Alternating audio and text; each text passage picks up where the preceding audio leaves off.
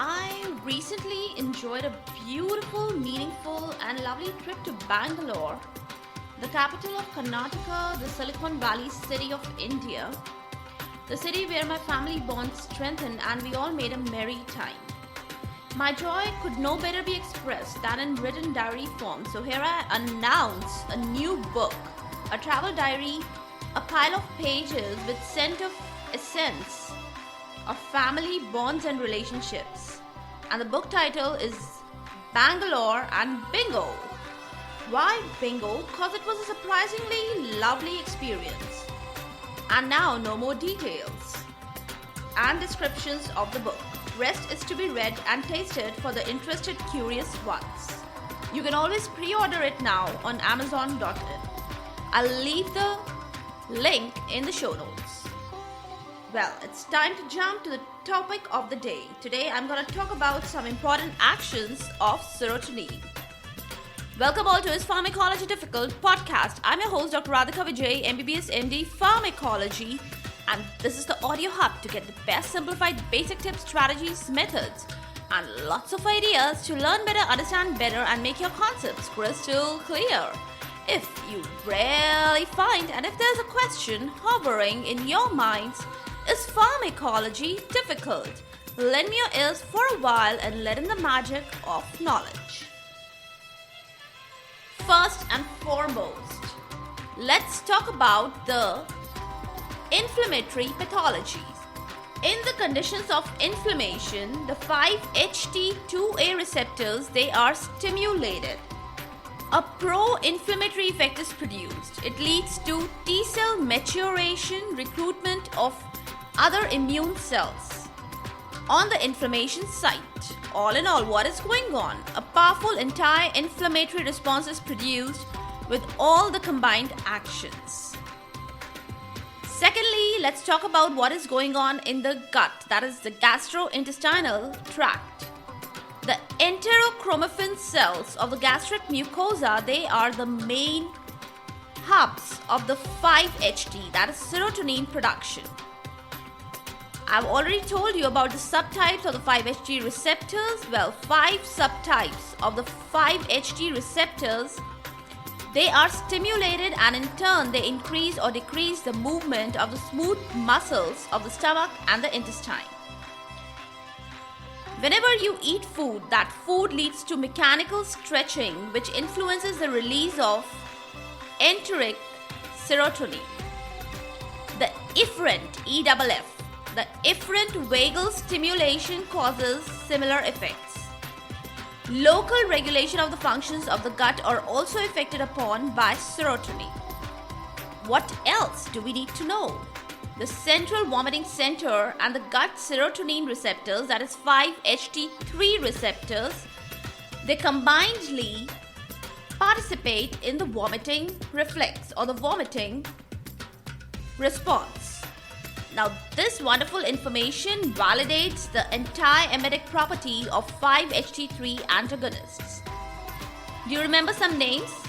Ondansetron is quite much in vogue. Another one, allosetron, which is very useful in inflammatory bowel syndrome in women. And what kind of inflammatory bowel syndrome? Especially where there's a diarrhea dominance. Well, that's all about the gut info. Thirdly, let's talk about platelets.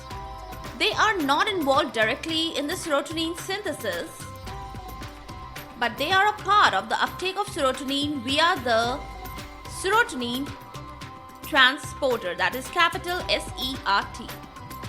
And also they are involved in the storage of the serotonin inside the granules.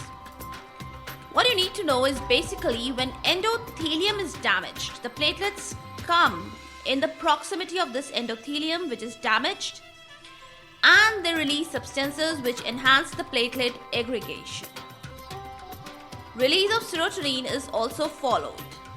This released serotonin, it binds to the 5-HT2A receptors of the platelets and hallmark the feeble platelet aggregation response. Now, this is initially a feeble response, but later on it is highly boosted upon if there is collagen around this whole response. it becomes a powerful platelet aggregatory response. If the injury is deep, then the deep injury is maybe up to vascular smooth muscles, then the smooth muscle constriction is definitely ensured by serotonin, and also hemostasis occurs.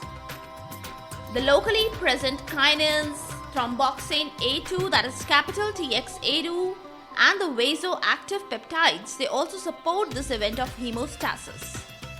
On the contrary, if the serotonin stimulates the release of nitric oxide from the endothelium, its own vasoconstrictor effect and also the vasoconstrictor effect produced by the other agents around is almost nullified. Well, that's an interesting information to know. Let's move further. Lastly, for the today, I'm gonna comment about cardiovascular system, that is CVS. In the cardiovascular system, serotonin constricts the blood vessels in all the beds. I'm talking about the renal beds, pulmonary beds, splanchnic, or the cerebral beds. What happens inside the heart? In heart, many 5-HT subtype receptors, they are present, and the final outcome response is quite unpredictable and mixed, kind of interplay of the effects of all. Some of the receptors are excited, some are depressed, sometimes it's a prominent nerve effect of the autonomic nervous system, or other times it is the reflex response to 5-HT or serotonin which dominates. Generally, serotonin effects are excitatory, causing positive inotropic and chronotropic effects on the heart. These are actually depressed by the effect of the efferents, AFF, nerves from the baroreceptors and the chemoreceptors. So, when we are talking about all these things, it's the apt and a good time to know and refresh our knowledge about the Bezold-Jarisch reflex. BEZOLD, Bezold, JARISCH,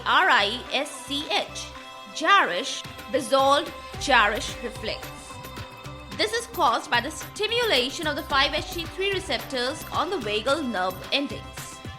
And what happens? The results, they are severe decline and decrease in the heart rate and the blood pressure, that is severe bradycardia and hypotension. What are the other effects? Another effect is the inhibition of the serotonin by arterial blood vessels. And what are the reasons of this inhibition of 5-HT? The reasons are like nitric oxide production from the endothelium. Another reason can be like synthesis of prostaglandins. And last reason can be like norepinephrine release is depressed from the sympathetic nerves. Well, these are a kind of an effect, and on the contrary, what is going on? It is seen a good enhancement of the constrictor effects of noradrenaline, also the good enhancement of the constrictor effects of angiotensin II and histamine. And all these things, they are helping to effectively produce hemostatic response to serotonin. Rest and more actions of serotonin will be discussed in the upcoming episodes, so always stay in touch. Let me put it in a kind of a melody, a tune by the song of Mariah Carey. Things come and are gone. I always make a point to go on and on until forever. For all the listeners and learners forever, you will always be the special ones. I hope that was put in the right melody and in the right essence and meaning. For all the updates and latest episodes of my podcast, please visit www.pharmacologydifficult.com, where you can also sign up for a free monthly e-newsletter of mine. And that is the Pharmacology Further e-newsletter and podcast. Recently, I've just released the episode of February 24, and it was also delayed because of my trip. The links are for all these at my websites and specifically here in the show notes also. It actually contains a lot of updates about medical sciences, drug information updates, and my podcast updates also. There are many different sections like from my classroom, simple and sparkling, from the Radjanviz writing desk, and last but not the least, off the cuff talks. You can follow me on different social media handles like Twitter, Insta, Facebook, and LinkedIn. They all are with the same name, is Pharmacology Difficult. If you're listening for the first time, do subscribe and follow whatever platform you are consuming this episode. Stay tuned. Do rate and review on iTunes, Apple Podcast. Stay safe, stay happy, stay enlightened. Thank you.